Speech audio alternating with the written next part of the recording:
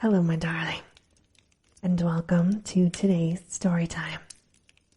If you like what you hear, please make sure to like, comment, and subscribe. And now, on with our story time. King Harold's Wedding. It had taken King Harold 10 years to fight so many battles, and all that time he had not cut his hair or combed it. Now, he was feasting one day at an earl's house. Many people were there. "How is it, friends?" Harold said. "Have I kept my vow?" His friends answered, "You have kept your vow. There is no king but you in all of Norway." "Then, I think I will cut my hair," the king laughed. So he went and bathed and put on fresh clothes. Then the earl cut his hair and beard and combed them and put a gold band about his head. Then he looked at him and said, "It is beautiful, smooth, and yellow." And all the people wondered at the beauty of the king's hair. "I will give you a new name," the earl said. "You shall no longer be called Shockhead. You shall be called Harold Hairfair." "It is a good name," everyone cried. Then Harold said, "But I have another thing to do now. Guthorm, you shall take the same message to Gyda that you gave 10 years ago." So Guthorm went and brought back this answer to Gyda: "I will marry the king of all of Norway." So when the wedding time came, Harold rode across the country to the home of Gyda's father, Eric. Many men followed him. They were all richly dressed in velvet and gold. For 3 nights, they feasted at Eric's house. On the next night, Gyda sat on the crossbench with her women. A long veil of white linen covered her face and head and hung down to the ground. After the mead horns had been brought in, Eric stood up from his seat and went down and stood before King Harold. Harold jumped to his feet and laughed. "Yes," he said, "I've waited long enough." Then he stepped down from his high seat and stood by Eric. They walked about the hall. Before them walked thralls carrying candles. Behind them walked many of King Harold's great earls. 3 times they walked around the hall. The 3rd time, they stopped before the crossbench. King Harold and Eric stepped upon the platform where the crossbench was. Eric gave a holy hammer to Harold, and it was like the hammer of Thor. Harold put it upon Gyda's lap, saying, "With this holy hammer of Thor's, I, Harold, King of Norway, take you, Gyda, for my wife." Then he took a bunch of keys and tied it to Gyda's girdle, saying, "This is the sign that you are a mistress of my house." After that, Eric called out loudly, "Now, our Harold, King of Norway, and Gyda, daughter of Eric, man and wife." Then thralls brought meat and drink in gold dishes. They were about to serve it to Gyda for the bride's feast, but Harold took the dish from them and said, "No, I will serve my bride." So he knelt and held the platter. When he did this, men shouted. Then they talked among themselves, saying, "Surely Harold never knelt before. It was always other people who kneeled to him." When the bride had tasted the food and touched the mead horn to her lips, she stood up and walked from the hall. All her women followed her, but the men stayed and feasted long. On the next morning at breakfast, Gyda sat by Harold's side. Soon the king rose and said, "Father-in-law, our horses stand ready in the yard. Work is waiting for me at home and on the sea. Lead out the bride." So Eric took Gyda by the hand and led her out of the hall. Harold followed close. When they passed through the door, Eric said, "With this hand, I lead my daughter out of the house and give her to you, Harold, son of Halfdan, to be your wife. May all the gods make you happy." Harold led his bride to his horse and lifted her up and set her behind his saddle and said, "Now, this Gyda is my wife." Then they drank the stirrup horn and rode off.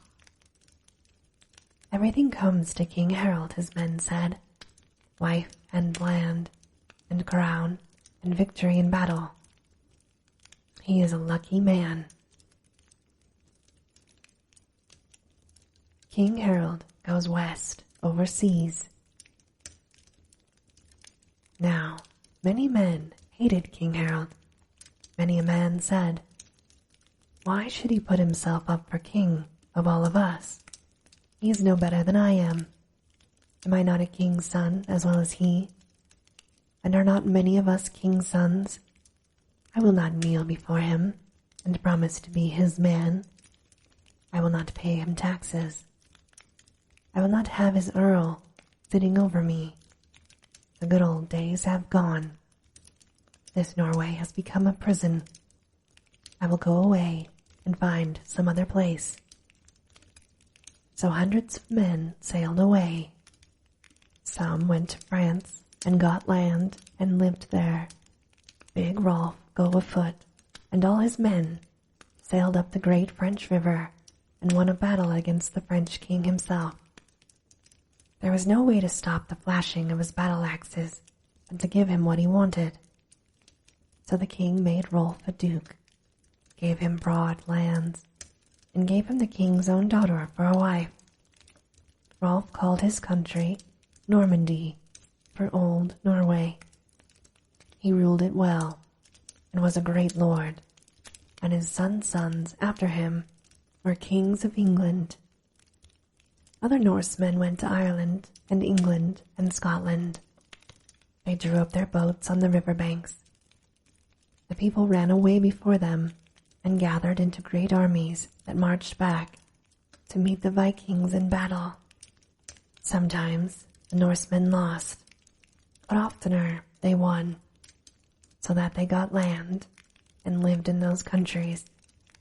Their houses sat in these strange lands like warriors' camps, and the Norsemen went among their new neighbors with hanging swords and spears in hand, ever ready for a fight. There are many islands north of Scotland. They are called the Orkneys and the Shetlands. They have many good harbors for ships.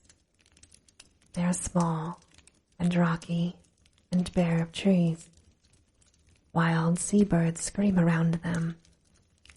On some of them, a man can stand in the middle and see the ocean all about him.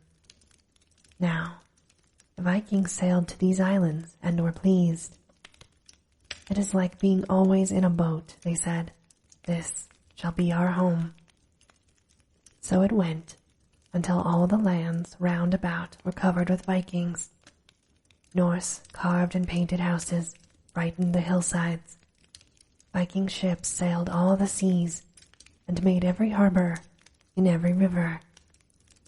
Norsemen's thralls plowed the soil and planted crops and herded cattle, and gold flowed into their masters' treasure chests. Norse warriors walked up and down the land, and no man dared to say them nay. These men did not forget Norway. In the summers, they sailed back there and harried the coast. They took gold and grain and beautiful cloth back to their homes. In Norway, they left burning houses and weeping women. Every summer, King Harold had out his ships and men and hunted these Vikings.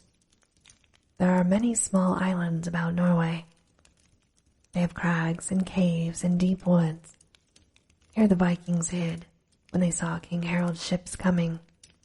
But Harold ran his boat into every creek and fjord, and hunted in every cave, and through all the woods, and among the crags. He caught many men, but most of them got away and went home laughing at Harold. Then they came back the next summer and did the same deeds over again. At last, King Harold said, "There is but one thing to do. I must sail to these western islands and whip these robbers in their own homes." So he went with a great number of ships. He found as brave men as he had brought from Norway. These Vikings had brought their old courage to their new homes. King Harold's fine ships were scarred by Viking stones and scorched by Viking fire. The shields of Harold's warriors had dents from Viking blows. Many of these men carried Viking scars all their lives, and many of King Harold's warriors walked the long, hard road to Valhalla and feasted there with some of these very Vikings that had died in King Harold's battles. But after many hard fights on land and sea, after many men had died and many had fled away to other lands, King Harold won. And he made the men that were yet in the islands take the oath, and he left his earls to rule over them. Then he went back to Norway. He has done more than he vowed to do, the people said. He has not only whipped the Vikings, but he got a new kingdom west, overseas. Then they talked of that dream that his mother had. King Harold was that great tree, they said. The trunk was red with the blood of his many battles, but higher up the limbs were fair and green, like this good time of peace.